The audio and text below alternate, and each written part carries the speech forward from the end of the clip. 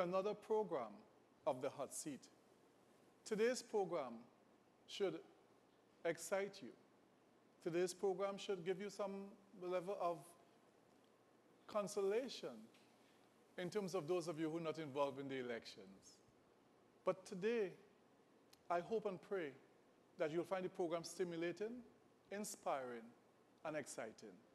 Once more, welcome to the Hot Seat. As I look at the television behind the person on the camera, and I'm able to look at it very clearly, I'm saying at the end of the day, we must ensure whatever we do, we put God first. So with that in mind, join me as I offer a word of prayer to start the program. O Heavenly, loving Father, my God, my Lord, and my Creator, as I come to you, dear God, I ask you, Father God, please, first of all, protect me from the forces of evil. Protect me, thou God, from wicked people. Protect every citizen of this island, thou God, in the same way. Protect them that they will find the right way in their lives. Protect us, thou God, that we will grow as a community, as a country. Understand that we are all one. Let's, Father God, put aside race and religion. And let's understand that we are one people, one country, one nation of one citizenship. Father God, in a special way, I ask you to bless the leader of the opposition and bless the opposition. I ask you, Lord God, to bless the leader of government and bless the government. And today in particular, I ask you to bless the leader of the COP and the COP. Have mercy upon my country, I pray, that we will understand, those of us who are involved in politics and involved in governance, that we'll put country over party. Bless us this day, I pray. And I pray in the name of the Father, the Son, and the Holy Ghost. Amen. All right. Wow.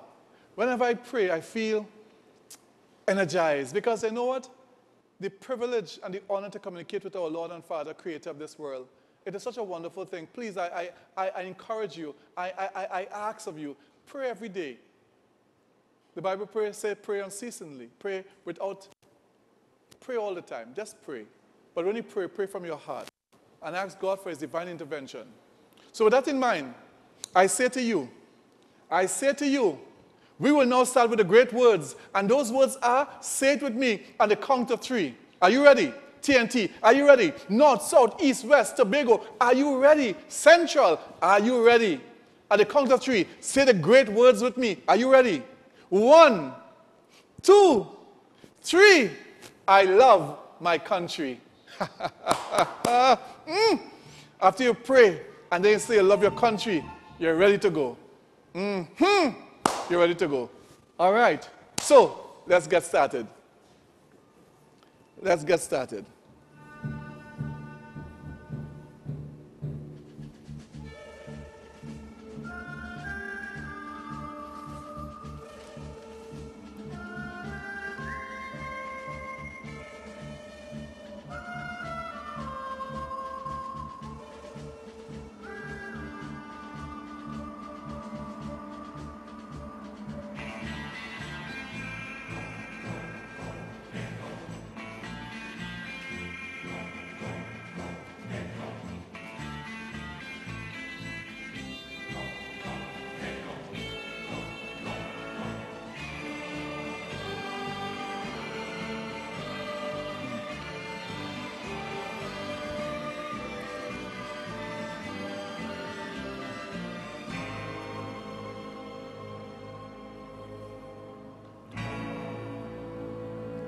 All right.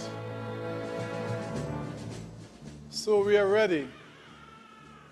Let's get ready to rumble. No, let's get ready to talk. Firstly, let me express my condolences once more to the Padmore family with the passing of that noted radio commentator and caller, Mackie Padmore. I express my condolences to the family of Mackie Padmore. Mackie would always tell people that I brought him into the politics and I encouraged him to be involved in politics. And he would always make his point, and he called for national service. A number of other issues he raised as a grassroots caller. So, he is no more in terms of his life on this earth, but we hope by God's grace that his family would gain strength and they will be stronger in his passing. They'll be better for the life, as the case may be. So, again, to his family, I express my deepest condolences on behalf of myself, my family, the management and staff of STV. We express our condolences. May you rest in peace. Ladies and gentlemen, I also want to say, from sadness to joy, as we celebrate today, the 16th of July, we celebrate what? Are you hearing me? We celebrate the 100th birthday of one beautiful soul, this wonderful lady, Ugla Naked Welch. This lady is the one who is allegedly said that she really is the one that created the thing called doubles. Of course, there's some level of conflict as to who really started it. My friends from the Santa Cruz Old Road. But it is said that she is the one, she used to make the bara years ago. And then they decided to put the two bara together. And that's how the doubles came about. And I remember those of us who were poor, well, all of us were poor actually. Sometimes when we have nothing to eat and we have no money to buy a bara from Miss Welch, all of us call her Miss Bohr. That was her name, Miss Bohr. In the San Juan SDA primary school, we would go to her and she would give us the bara and say, whenever you have money, bring it. If not, just enjoy it. And even when she finished, if things haven't sold out, oh gosh, we got her wrong. And it's bara after bara after bara. I tell you, she was like a lifesaver. Today, she's 100 years old. So to her family, I say celebration. I say congratulations. Your mother, your grandmother, your great-grandmother, she did well. She did well. She has helped so many children in our community. I just want to congratulate her and to wish her all Godspeed as we look ahead in today's generation. She has been a true inspiration and a true blessing. So, today's elections. Today, in Barataria and in Belmont East, there are those persons going to the polls. The polls will close in the next hour and probably 20 minutes. And then it's no more. You would have cast your lot. You would have made your decision. And persons would have gone and elected whoever they want to serve them. I hope you have chosen wisely to have representation from a local point of view. Because your local government representative is very important. That's your first touch, your first step to governance and to government. Yes, that's your community leader. The real community leader should be your councillor, you know. A lot of persons posing as leaders, but your councillor ought to be your first leader.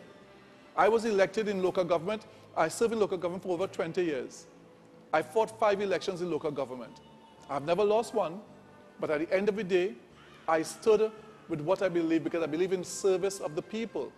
We're not there to glorify ourselves. I've said to people over and over, and God hear my heart. I've never, ever taken a bribe. I've been offered several. I've never, ever given a bribe, though I may be tempted to. But I've been able to be strong enough to say, no, this is not the right way to go. There are those, as Jack Warner said, who went into the politics, couldn't buy a lollipop, and now have 3 Benz, BMW, and Porsche. How did that happen?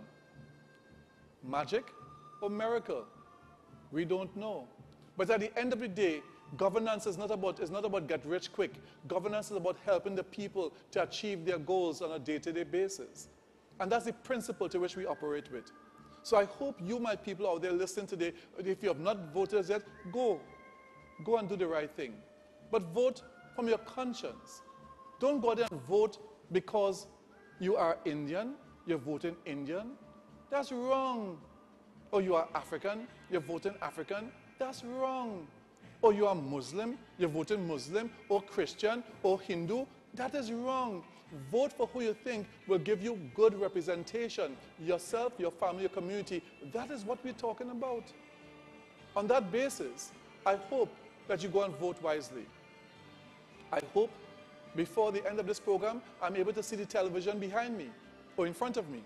But you know what?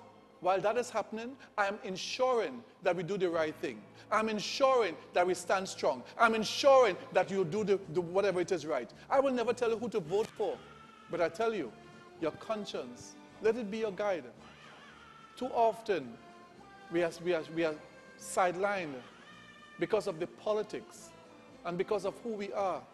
It was Sat Maharaj who said to the community, you are no longer under prison or slavery or indentureship.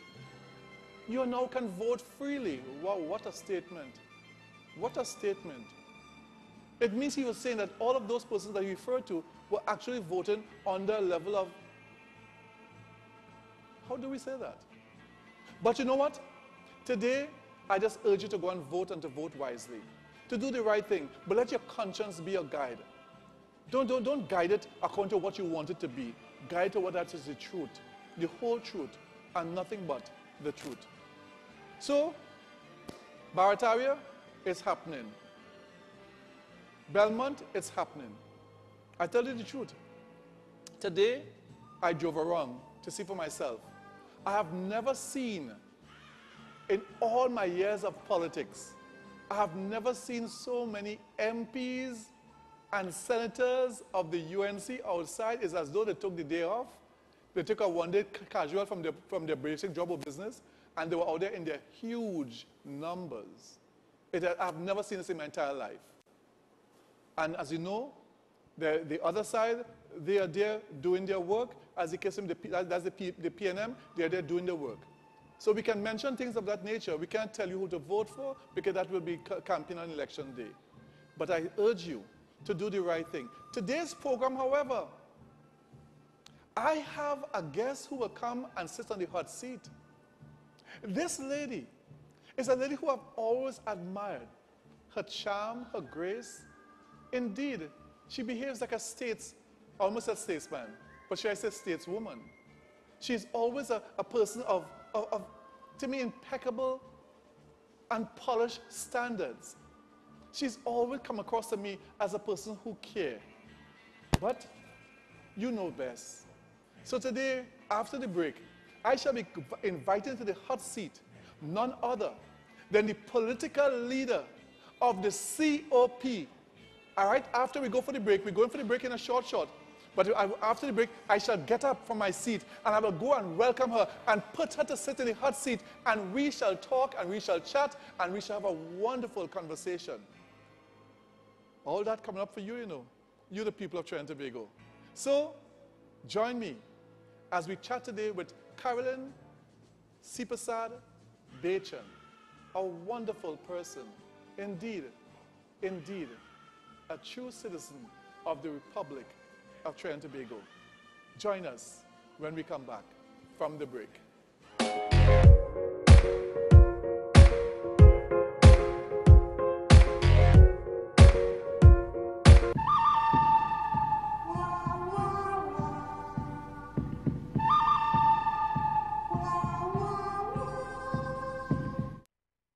The National Investment Fund announces the offer for sale of fixed income bonds starting from as little as $1,000 with attractive interest rates over the investment period that suits you best. An affordable investment opportunity supported by 5 of the country's best performing companies that pays income every 6 months tax-free. Don't miss out on this investment opportunity. Contact your broker and complete your application form today. This is a limited time offer until the 9th of August 2018. For a copy of the prospectus or more information, visit nif-tt.com.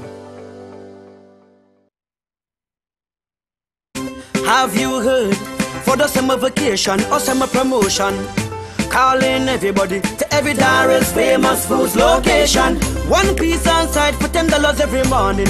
Everybody let's go. Let's go. 1 piece on site for $10 every morning. Everybody let's go sing. Let's go. Let's go. Let's go. Let's go. Visit all Daryl's famous foods location for this summer promotion. Get 1 piece and 1 side for only $10 every morning till 12 midday. Daryl's famous foods, your taste of the Caribbean. This is a limited time offer. Ready to regain control of your life? Have you been suffering from the symptoms of low testosterone? Low T has been known to cause hair loss, loss of sex drive, fatigue, loss of muscle mass, increased body fat, insomnia, and mood changes. Now you can enjoy the pleasures of life, get ready for renewed energy, increased sex drive, better sleep, and an incredible quality of life. Vital Dur, for the first time available in Trinidad. Available at all pharmacies and health food stores.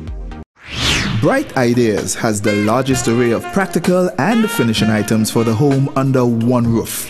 From the most sophisticated selection of exotic flowers in the country to amazing chandeliers, lighting and wall fixtures. Bright Ideas caters for every room in the house with unique items that you'll find nowhere else. So you can fix up your home, complete that special look and be the envy of all. With household appliances, draperies, beddings, kitchen and dining room items, outdoor furnishings, TV, electronics, and so much more. Bright Ideas, Marabella, Princestown, Rio Claro, Point Fortin, and Gulf City. Getting married? Then inquire about their bridal registry or visit them today for that special gift item. For the holidays and for every day, there is a Bright Idea just waiting for you. Bright Ideas with 5 great locations and convenient opening hours to serve you. Visit them today at Marabella, Princestown, Rio Claro, Point Fortin, and the Gulf City. Ho, ho, ho! Murray! Wait a minute. It's not Christmas. Oh, yes, it is. It's Christmas in July at Value Optical. And we're gifting huge savings with BOGO. Purchase a pair of spectacles in July and get 50% off a second pair. Now Santa can spend more time on the beach. See in store for full details. Ho, ho, ho! Value Optical. Caring for your eyes.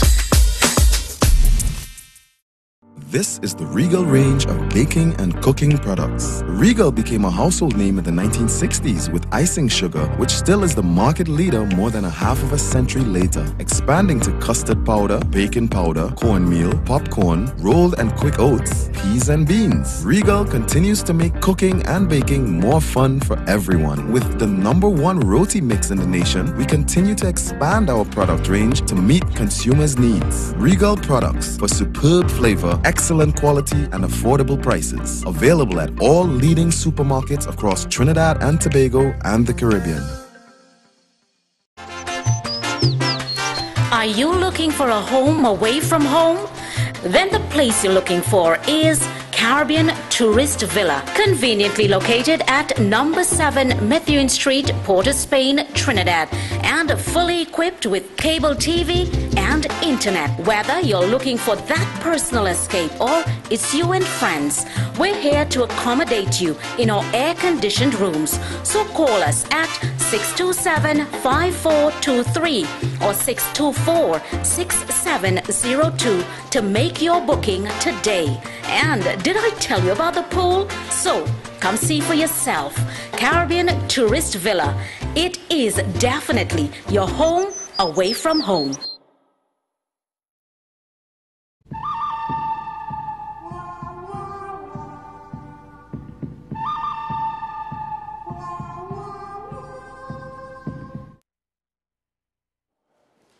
Oh my gosh. Welcome back, TNT. Welcome back. Listen, this program truly should excite you and enlighten you. I just want to take the opportunity to really thank those persons who I met at Ms. Borris' residence yesterday as we celebrated her birthday today. I said hello to Ms. Borris and it brought back so many good memories. To all of you, the family, may God bless all of you all.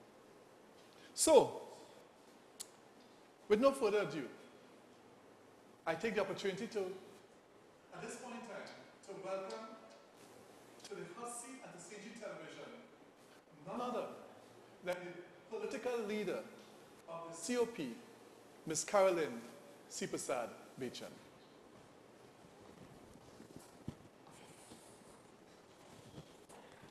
Ms. Bechan, welcome. It's an honor and a privilege. It's a pleasure being here this evening. Yes. And I thank you for inviting me. I now welcome you and invite you to take the hot seat.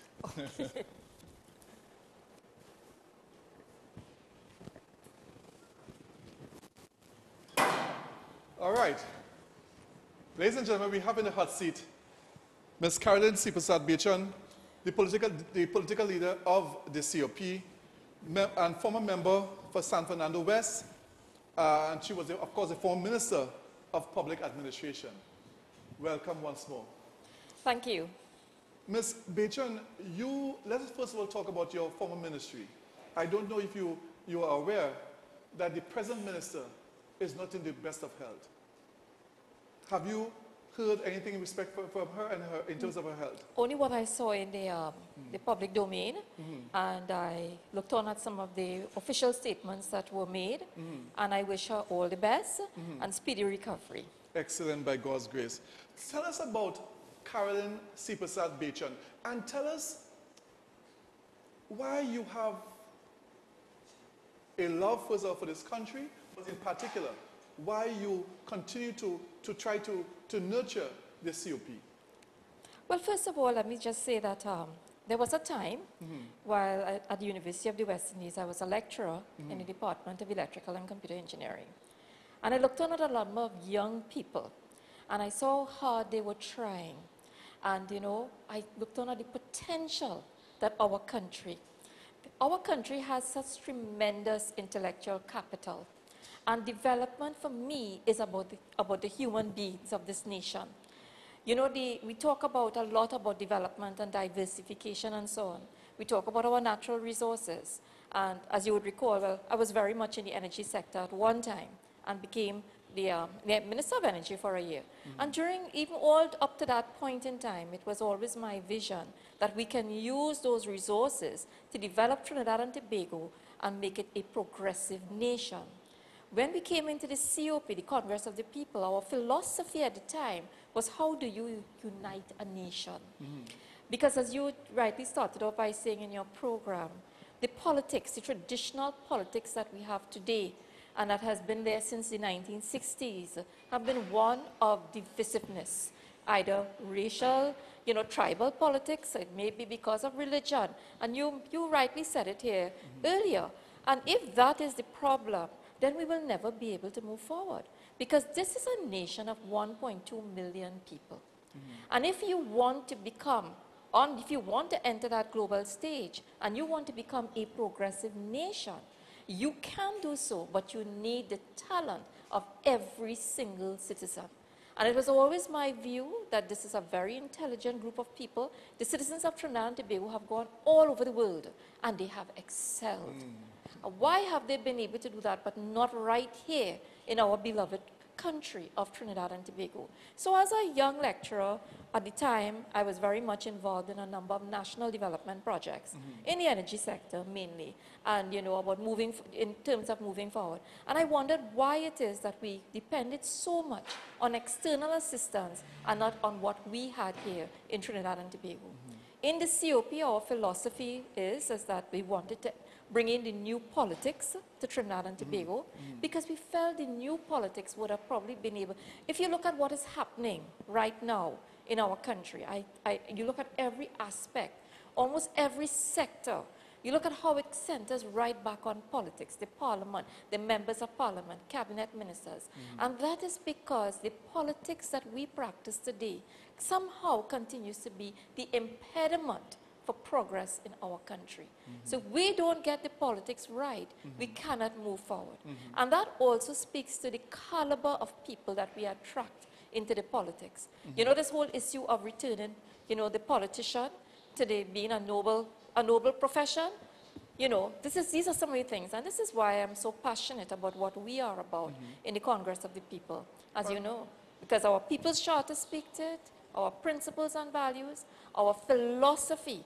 And I would not be back here in the COP as political leader if I did not truly believe that we in this country, every citizen can make that difference. And if we unite, we can move this country forward. So when we talk about all the challenges, and we talk about, you know, the gas and the oil and the depleting resources, I am saying to you, there are opportunities which we must seize as a nation and as citizens of this nation that will be able to take us forward. Ms. Bechon, you were first elected a member of the parliament in the 24th of May 2010. That was the first time you were elected into this high office. In terms of representing the people of this country, and in particular San Fernando West. I want to ask the question further. You are also the holder of a bachelor's and master's degree in engineering, as the case may be, and you worked as a lecturer, you said, in Faculty of Engineering at the University of West Indies, and you were the former chairman of the National Petroleum Marketing Company. The question is, at our present state, what are your outlook from an economic standpoint in respect to oil and gas, in respect to the whole situation where our economy is concerned? What are your outlook? Do you see a positive outlook for our country at this point in time? First of all, there is some improvement in the economy of Trinidad and Tobago, but it is mainly because of the rise in oil and gas prices. Let's understand that. And mainly because production levels have gone back up based on the Juniper and Angeline projects that are coming on stream, plus some other projects that were there. My concern is not who did what or whatever, because I find too much when I listen to the debates that are taking place is who was responsible for this, who was responsible for that, and whatever. My concern is that I don't think the current administration understands that what is required for the energy sector today is not what happened many years ago. That situation has changed.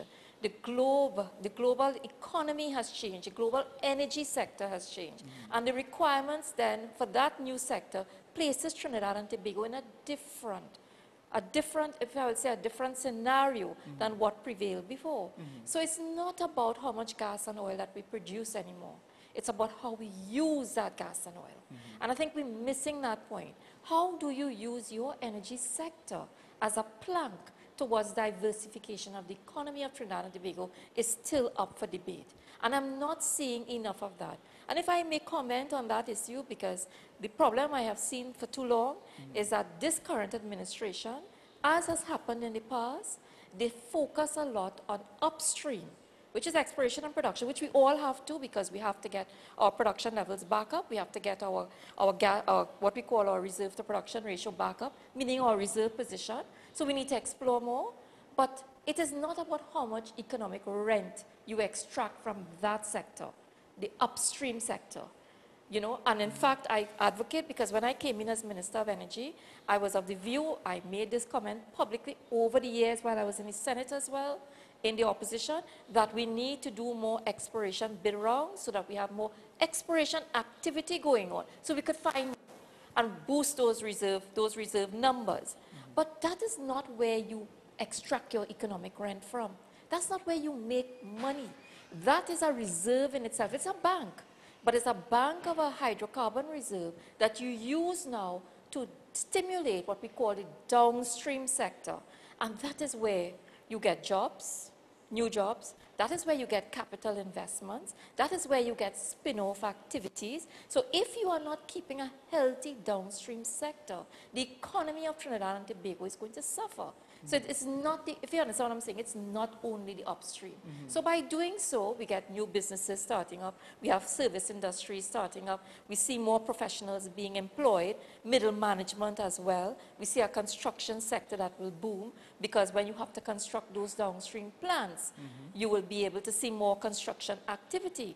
I think one of the mistakes we make as well, when I first started off, when we talk about foreign direct investment, I never measured foreign direct investment coming in upstream, to the exploration activity. Because that foreign direct investment is not stimulating new jobs. Because as fast as it comes in, it goes back out. Most of it is spent on services that you have to import in order to carry out your exploration activity. It is not done locally unless you do some fabrication of platforms and so on. So I think this government has to understand that we need, if we really want to get our energy sector back up and running and boost activity in that sector, we need to get downstream and develop even further downstream where we can link into manufacturing. Fantastic, fantastic. Now, you served as a Minister of Energy, so therefore you have that understanding clearly. But tell me this, there is now the launch by the government of this new investment fund, NIF, National Investment Fund, What are your thoughts on that fund? Well, I think one of the important issues, there are still some questions about the fund itself, and I have seen some of the public comments by some of the financial analysts, and I will leave it there because I am too a little concerned about that fund and what, just to hear the answers to those questions. Is it a government guaranteed fund that we are talking about? But let me just say the concept of opening up more investment opportunities is a very welcome concept. So, I mean, I applaud the government for taking steps to even start investment funds, because that's one of the problems we have in this country. We have to find new opportunities for investments. We have a lot of liquid. We have a lot of people holding on, even with foreign exchange, because it comes back to this foreign exchange issue as well. You have a lot of that, but with no opportunities for investments. And I think Trinidadians and Tobagonians will welcome that new opportunity to look for investments. It's almost similar to when we looked at how we put some of the FCB shares on the market so that we give citizens an opportunity to start investing, because so it's not only about putting it in a savings account in the bank. Or that when we had the floating of some of the stock for the Phoenix Park gas processors. So I would like to see more of that happening, not just through this investment fund itself. But there are some issues as whether this is what we call an equity-backed bond, because it's a guaranteed, and we see guaranteed interest rates, and so on. Is it guaranteed by the government of Trinidad and Tobago? So these are issues that I still find, I see the financial analysts raising some of these questions, and I wait to hear the answers from the government where that is concerned, in terms of what are the risk profile for that, particular investment fund. I have looked at the fund, and I have been able to look at other instruments on the market at this point in time. And in my own humble opinion, the fund is actually the best thing compared to the banks, compared to the trust, compared to everything. Because of the guaranteed interest rates. And the rates, yes. I have seen nothing that could compare to it. And therefore, to me, it seems like a reasonable investment at this point in time. It is, for the citizens. For the citizens. But from the government side, I think the question that is being asked is how are they going to guarantee those interest rates? Because, when you're using equities, equities are, they're vulnerable, and they're not guaranteed. So how is it? Is it that the government is going to step in then? If the equities fall in terms of interest, in terms of income to be derived, investment income, if those income streams fall from those equities, will the government step in to make sure that you continue to guarantee the interest rate to the citizens of Trinidad and Tobago? Well, possibly closer to the end of the program, the minister, who knows, the Minister of Finance may call in and give us some clarity. And I figure that has to be some sort of arrangement. Well, we hope for to have some and it is clarity. still an opportunity for investments, and I would hope that we continue to see more, not just of this particular funds, but other funds like that. The COP recently had its internal elections. Well, I'm not sure how recent that is, but within recent times. And there were two other persons contesting the seat. You emerged victorious. How has it been since then? Well, first, as you know, we had a really rocky start with respect to this internal election, especially for the political leader. And we had quite a bit of controversy. We had a legal challenge as well for that particular election. I will not start by saying the COP has not had its internal problems. We've had. And unfortunate as that may be, we have to regroup, we have to pick up, we have to move forward.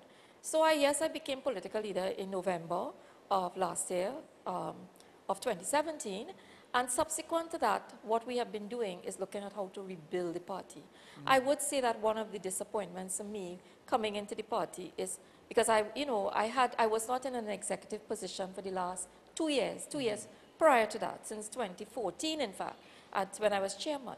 And I was really disappointed to see how many organs and arms of the party itself disappeared and were dismantled. Elections were not held, no functioning national executive, no functioning national council, and so on.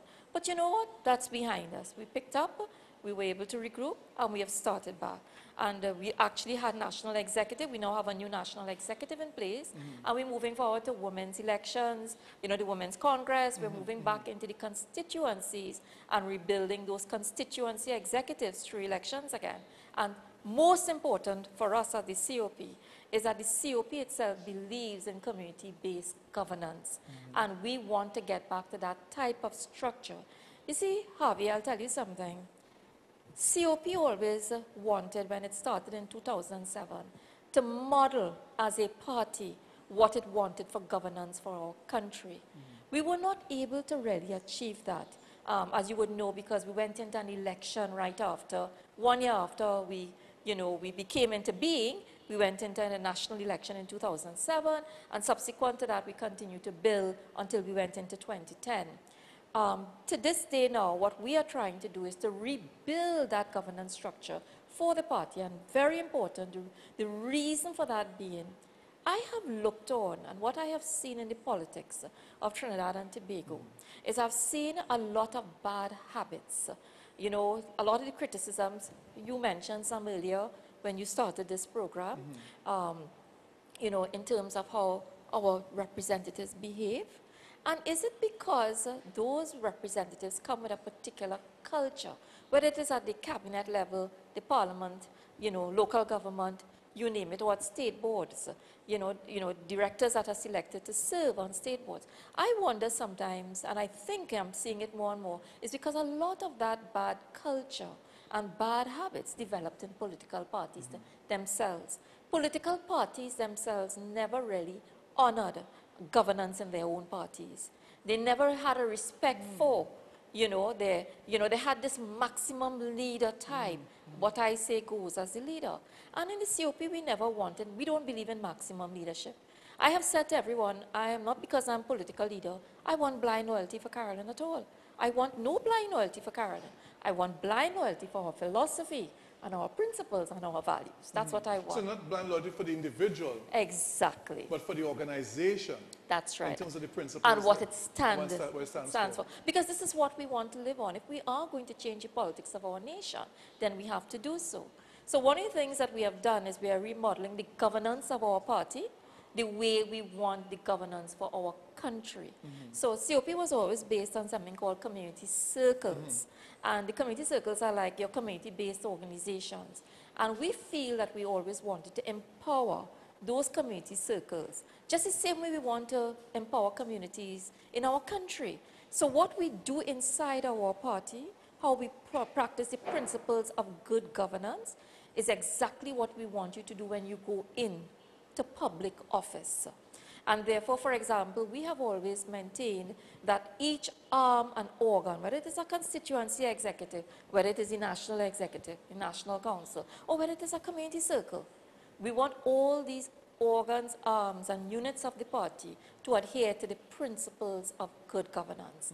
And therefore, we have done that, we have structured that, and we have an audit team in place made up of our governance. We have a governance board, and their job is to go around and ensure every organ and arm of the party practice the principles of good governance in terms of how you conduct your business, whether in terms of transparency, that you are merit-based, you are fair, you are accountable at the end of the day. So even if you collect funds and you do your little fundraising drive, then you must be able to account for it and how you actually spent that money. All right. Now, coming out of that, the COP was formed, and there are those who felt that the COP would have brought that sigh of relief from the point of view that there's a third force, a vibrant force. So those who may be fed up with one of the two older parties may have a third opportunity. The COP became a member or part of the People's Partnership, and you went into governance. Did that situation, did it suck the COP dry, or did it project the COP to a new high?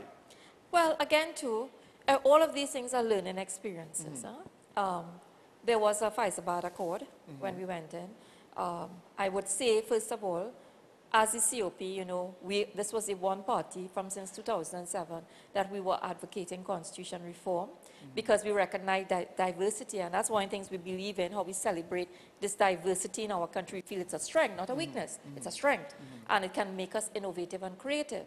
But in order to do so, the politics has to be right. And one of the things that we have to honor is coalition politics. Coalition politics, in my view, is here to stay.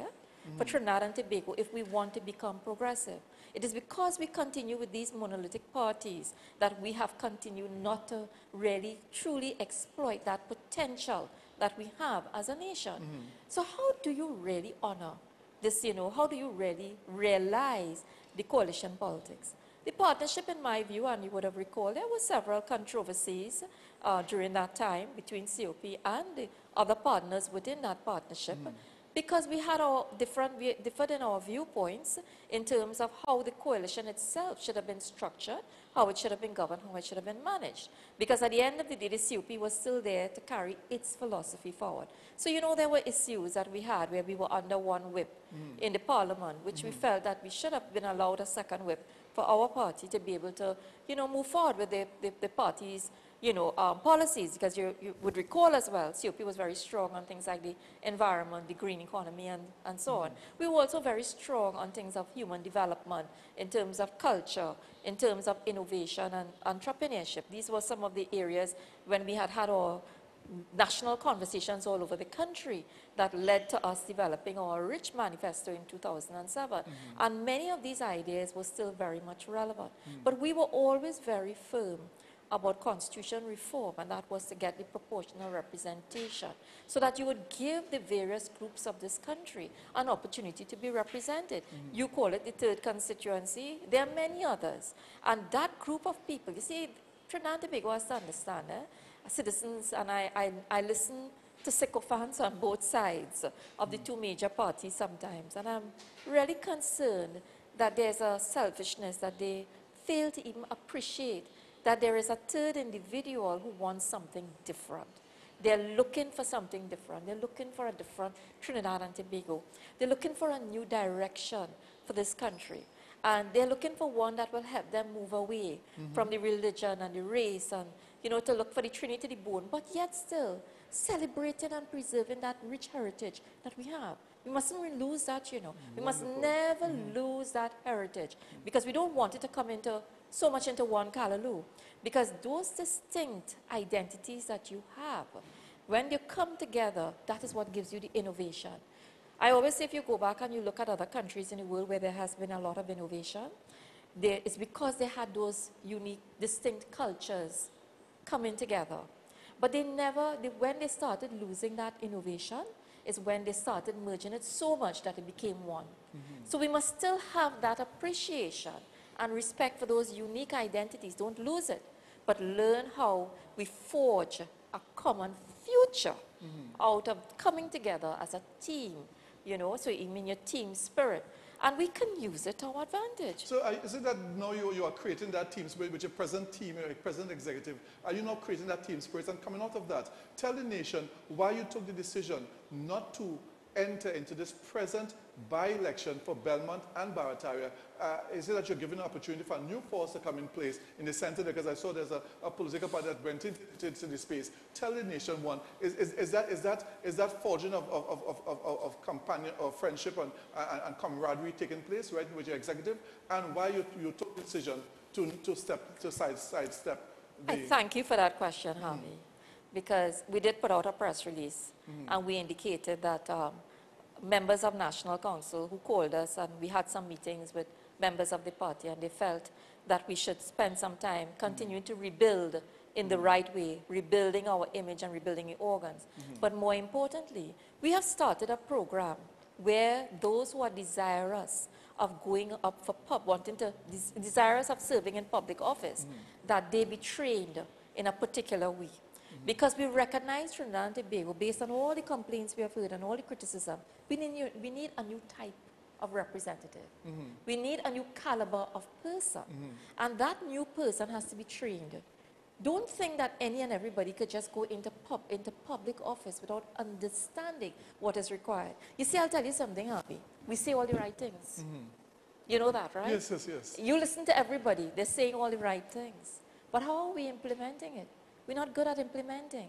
And we in the COP, we believe that to be able to craft and develop that individual who is ready and capable of serving in public office, that person has to be trained. And that is why we have started in our own party school, a whole program, even for public speaking. Let's start there. We have a People's Charter, And I saw how hard it was even in 2007 for our own candidates to hold to that People's Charter. No racial slurs, no attacks on women, no, you know, because you get into the cut and thrust of this debate on campaign platforms and you lose focus. Issues are no character assassination. Nobody's family members must be involved in this campaign. Only the individual. What are the issues? You want to stay on issues. How many times, even in our own time in 2007, I know some candidates who lost out. When you go to serve in public office sometimes, you have to take hard decisions. And sometimes you have to take unpopular decisions. Yes, yes, yes. And that is not welcome, because I see candidates, even in this current, and I mean, I wish all of them well, as we said. We wish all of them well, and we urge that they keep their campaigning clean and dignified, because we do not want to deepen this divisive nation that we have right now. Let us not do that. I urge all candidates when on the day of nomination to please, you know, keep the campaign clean. Stay on your issues. Say what you have to offer. And let us get out of this politics that we continue to vote out. In our view, we want the country to start understanding. We want you to vote in. I see, I see. And I concur with your point. Ladies and gentlemen, thank you for viewing the program, The Hot Seat. We have, of course, you see on The Hot Seat, we have none other than Carolyn Sipazat-Beechan, the political leader of the COP. We're going for a break, but when we come out from the break, the question I'll be posing to the Honorable, I almost say Honorable Minister, but the Honorable Leader of the COP, was there allegedly a conflict between herself and the good then Prime Minister, the Honorable Kamala Persad-Bissessar? Was there a conflict while the People's Partnership was in power? We'll be back.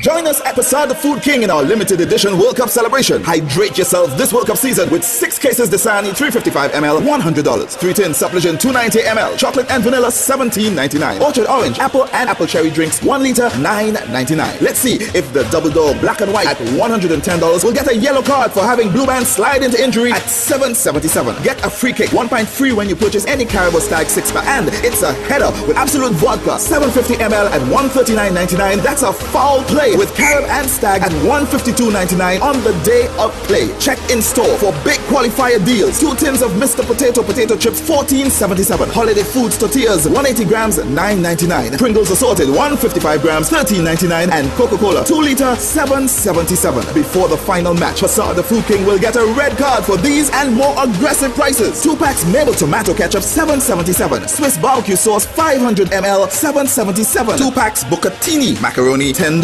2 packs Devonish mac and cheese $11.99. The World Cup celebration is now on at Passad the Food King. Passad the Food King, 2 locations in Princestown, 2 in Point Fortin, and 2 in Rio Claro, with locations in New Grand and Mayaro. Trinidad's most affordable supermarket, treating and caring for you like family. Gospel Lighthouse Church at Marlin Trace, El Reposo Road, Sandy Grande. A place of worship, healing, deliverance, prayer for all your needs. Family, children, finances, career. Don't put it all. Get your anointing this Sunday. Call them at 773-2297 for more information and prayer. Many healed, many delivered. Be one of them. There's power in the name of Jesus. Are you looking for a home away from home?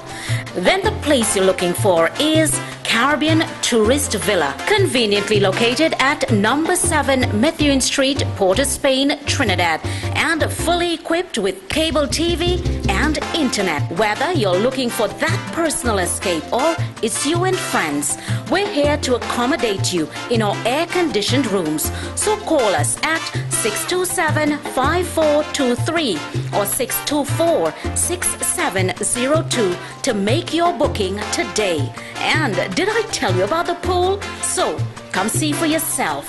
Caribbean Tourist Villa. It is definitely your home away from home. Get the solution you need from Green Dot. Our TV packages offer just the right balance, giving you quality entertainment and a wide range of exciting channels. Our broadband packages are made to power all your household needs, whether you're streaming, gaming, or updating your profile. Plus, we have the lowest price TV and broadband bundle, a package that's tailored for the times. So sign up for a solution that suits your needs. Call 224-GDOT or visit gd.tt today. Green Dot, improving and simplifying lives. If you're looking for the best, then come to the best. Next Gen, the Everything Store, and the Next Generation Limited. Your original one-stop school shop where you'll find all the top brand names like Faber-Castell, Pilot, Y+, Statler, Crayola, Scholar, and Elmer's, just to name a few. They've also got their very own range of school bags, proudly made and locally guaranteed. Also, check out their wide selection of shoes and ready-made school uniforms. Next Gen, the Everything Store, and the Next Generation Limited are authorized retailers for a wide range of top brand name products. And nobody beats their prices. The Next Generation Limited, ideally situated in the heart of beautiful Rio Claro, and Next Gen, the Everything Store, located in scenic Mayaro. Just call 644 or 630-BOOK. That's 644 or 630-2665. Ask for NASA or Kareem Khan. The Next Generation Limited and Next Gen, the Everything Store Limited, ready to serve you because you are an exceptional customer that deserves exceptional quality, price, and service.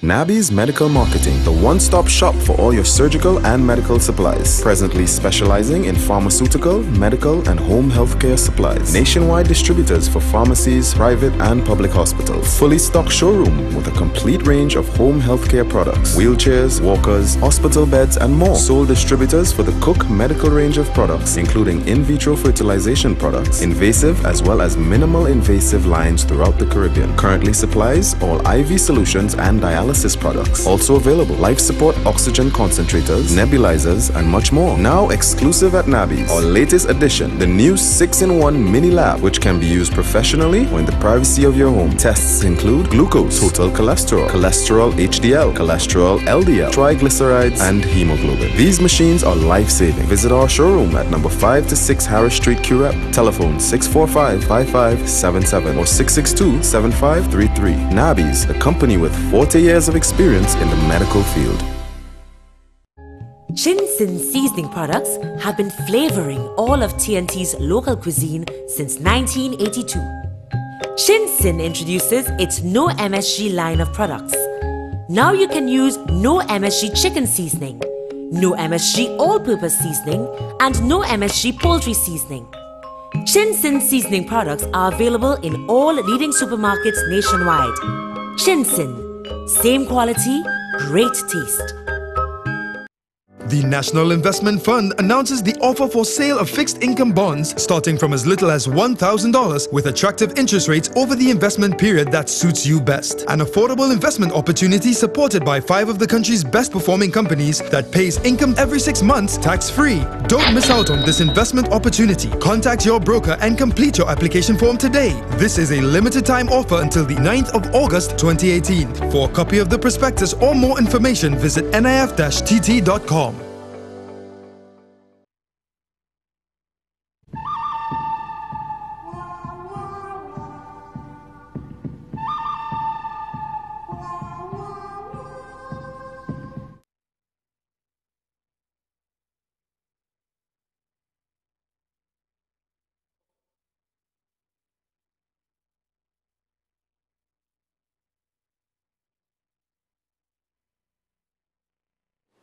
Wow. Welcome back, Trinidad and Tobago. We have been having a really fine conversation or discussion in respect to the COP, the Congress of the People. And of course, before we went for the break, I told the political leader, the question I shall be asked of her is this, as to whether there was a conflict between herself and the then political leader of the UNC. And of course, that question I now put to Ms. Beecher. There will always be differences in viewpoints and opinions. There will always be differences in our ideology. We are the Congress of the People, so our ideology will be different from the other political parties as part of that partnership. Mm-hmm. And if there are differences of opinions, there will be some conflicts. But, you know, to say that there was anything personal, I do not have anything personal against Ms. Kamla Prasad-Bissessar, and I have maintained that all of this has nothing to do with any conflict with her. But you said that partnership is the way of the future. You're saying coalition. that coalition is the way of the future. Yeah. But to me, you were gobbled up and sucked out in that coalition? That was not a coalition. That was not a coalition? It turned out not to be a coalition. We started off thinking it would be a coalition. And we started off with the Faisabad Accord. Yeah. And as we went along, we were supposed to put certain arrangements in place that would allow for a proper functioning coalition. So, for example, you would have had the meeting of chairmen of the various parties, which we had. So we had that where we would take decisions as to what we want, how we wanted government to move forward. You would have a meeting of the political leaders. You would have a meeting of various national executives from the various parties so that we could put forward and argue why we want certain policies in place for the government of the partnership government, that is. The problem we had is that I think we were, because of the Westminster system that we are in, you know, the system that requires this monolithic cabinet, as I was saying to you, we thought that, you know, probably we could have had, you know, a second whip for the COP, that you would have been able to relax that collective responsibility of cabinet so that you allow COP members to, you know, advocate different issues for government and that you're not bound by what the cabinet itself has decided, because you're not one and the same.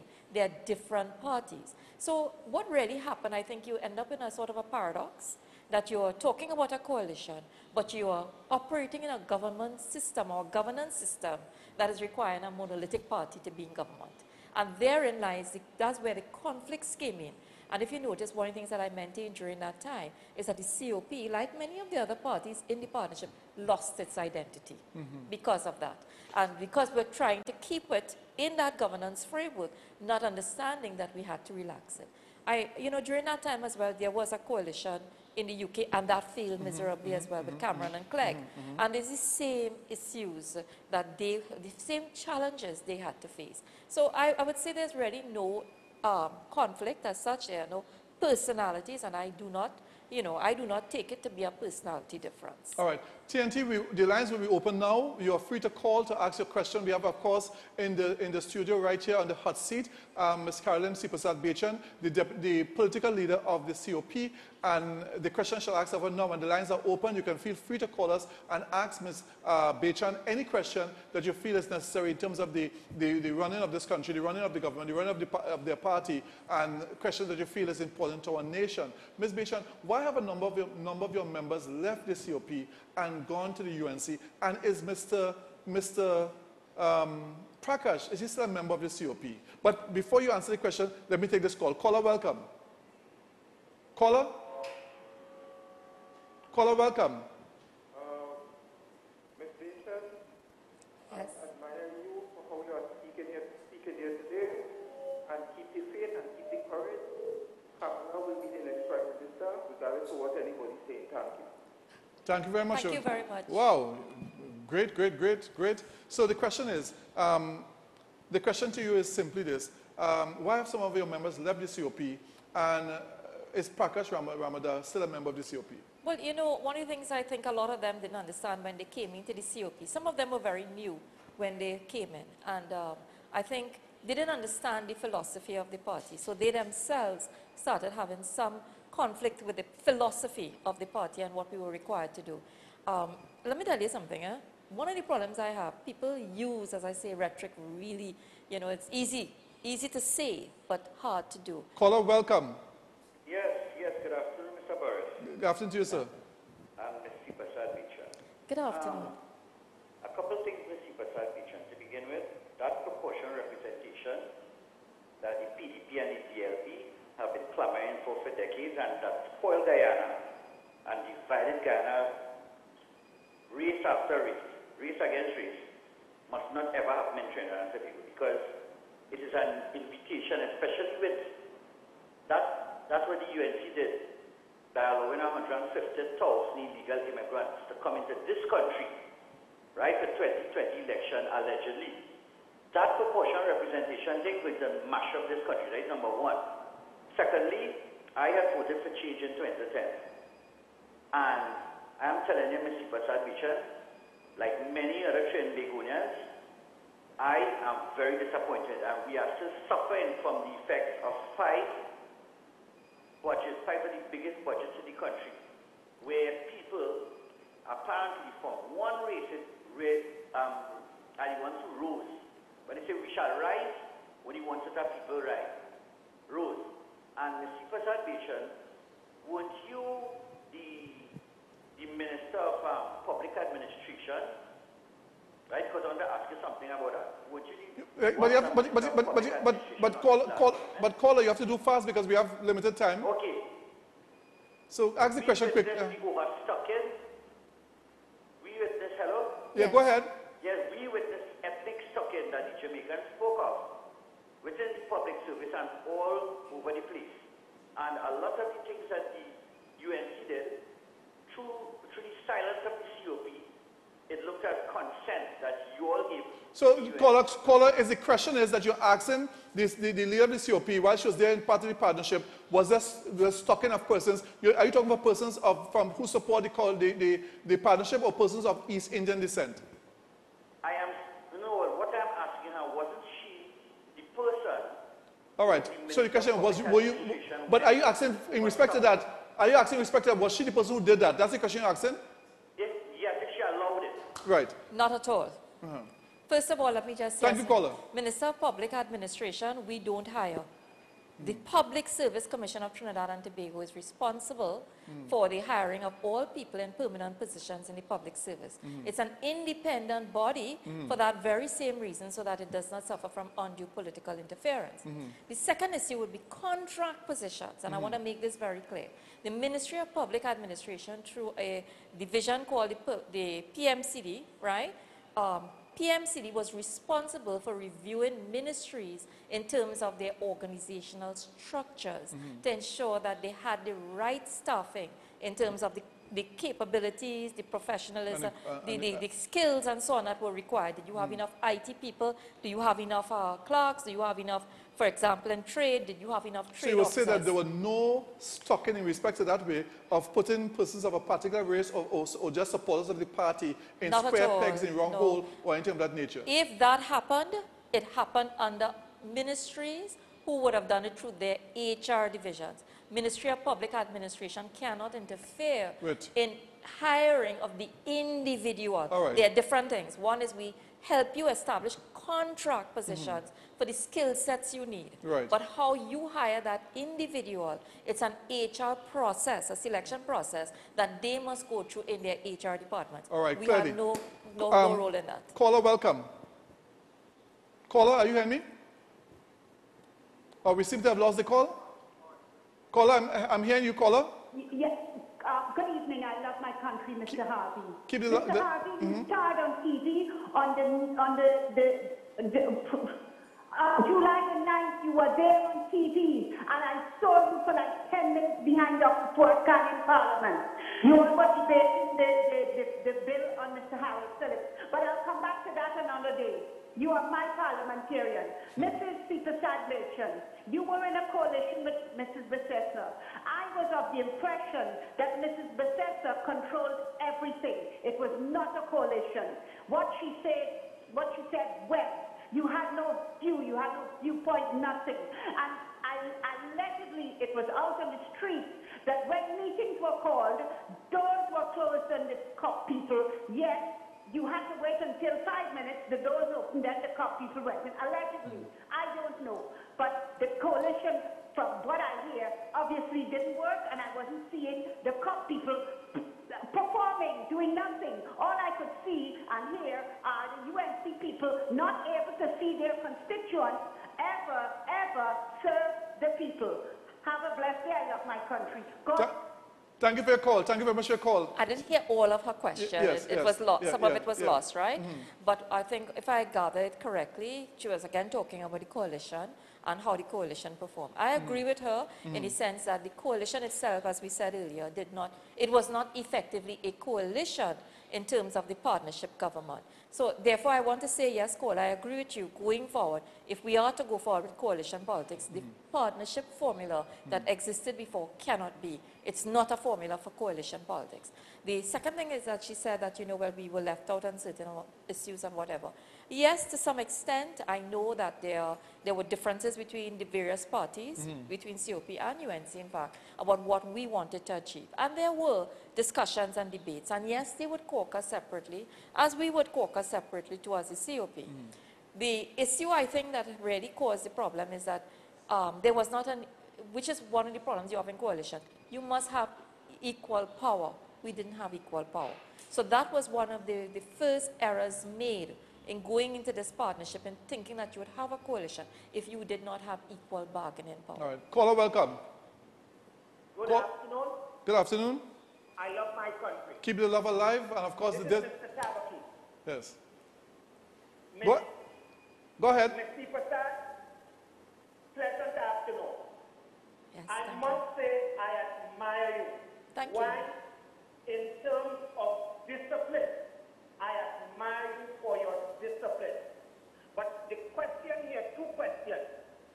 Number one, 2020, if Ms. Bicester remains political leader of the UNC, are you willing to hold hands with her?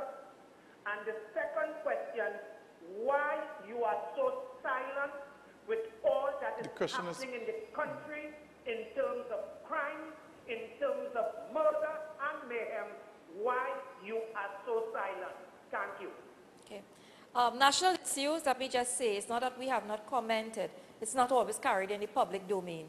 We don't have a voice in Parliament, so not always that our points of view will get across into the public domain. We are hoping, Caller, I want to tell you one of the things that the party is trying to rebuild is a social media platform so that we can get our messages out on national issues while we rebuild the organs of the party. So yes, we have, not that we deliberately wanted to remain silent, but we have not gotten the opportunity to get our messages out through the traditional media. So we'll be looking for something, a new form of media. The second issue I think you raised was, you know, that issue about what happens in 2020, that's a decision that has to be taken by our National Council as we move forward. And not Carolyn Sipasad Bechan. Yes. Excellent.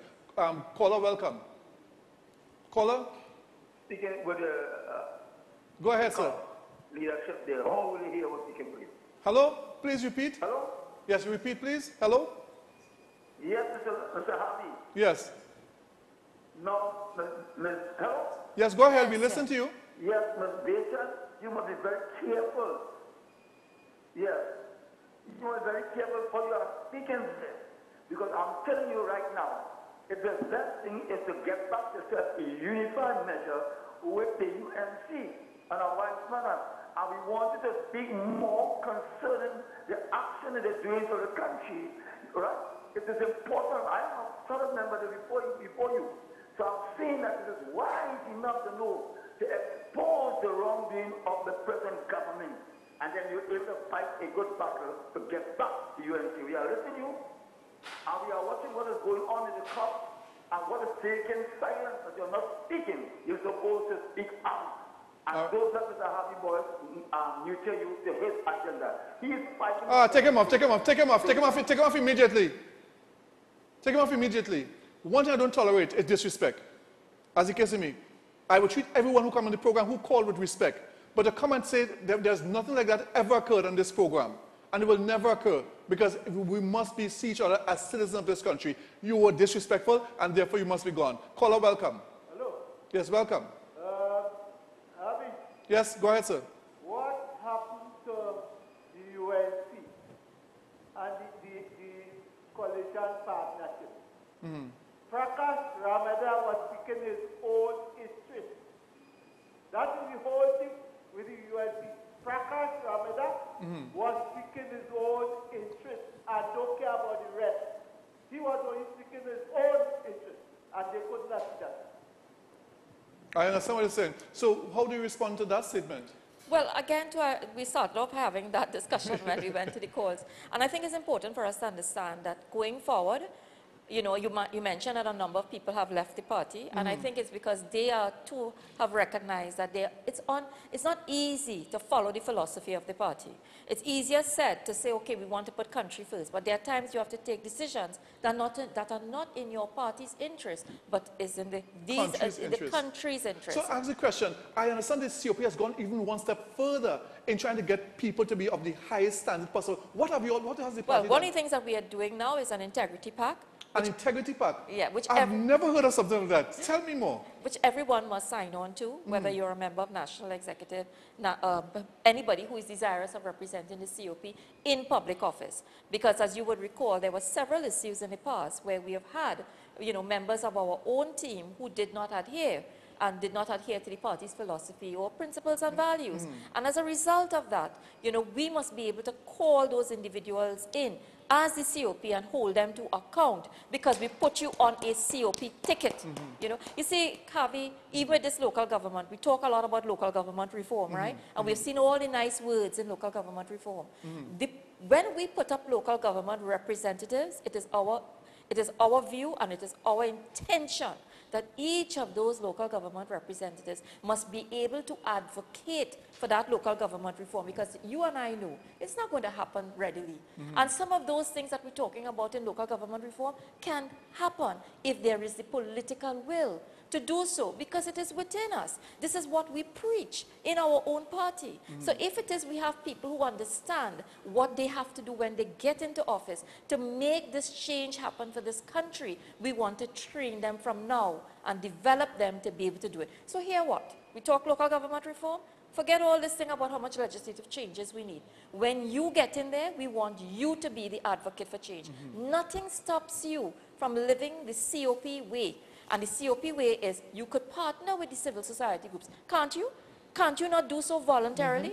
Can't you not sit in your council and advocate for your council to partner with the schools and make the schools the center of your communities? Why can't you, as a local government councillor, when you sit there and you are faced with the ethical dilemma, how do you choose one from the other? How do you know if you are practicing proper procurement, proper fairness, being merit-based? How do you know if you're being transparent and accountable to the same people who elected you there? And these are the things that we want them to sign off on. And once they understand what their role is, they have to adhere to that because they've been trained. So there's no excuse, there's no mistake to be made. Ladies and gentlemen, we have Caroline C. Prasad-Bechan, the leader of the COP, right here in the hot seat.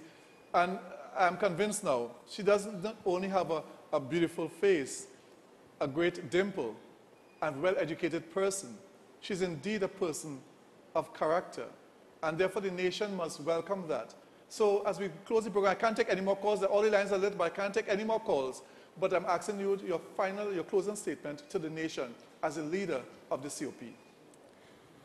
It is my vision that as a nation, we could unite. And when we unite, we can set a new direction for Trinidad and Tobago. What is required now is for us to chart that new course for our nation.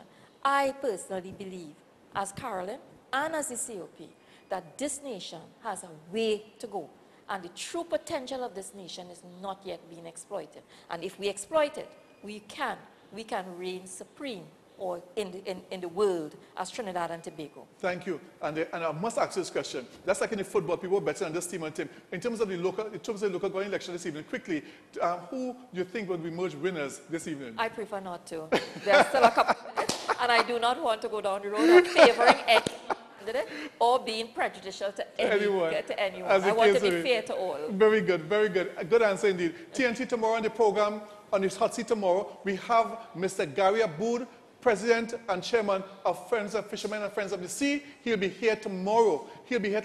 And listen, at Ms. Ball's function, I met some of the people who I grew up with. Yes, I met some of the people I grew up with. We have just that 1 minute remaining. I have the people I grew up with.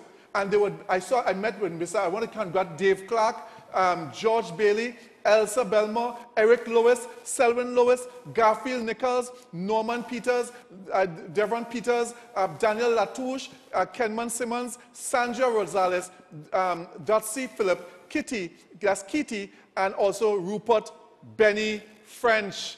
All the people of San Juan, wonderful people who have grown up and have made something of their lives. Tomorrow, join me on the program we have on the hot seat, Mr. Gary Aboud. He will be here to take the hot seat. I want to thank Caroline C. Prasad-Bechan, the leader of the COP, for being here. She did well. She did excellently well. Indeed, those of you who haven't voted, go out and vote. Now is the time. I love my country.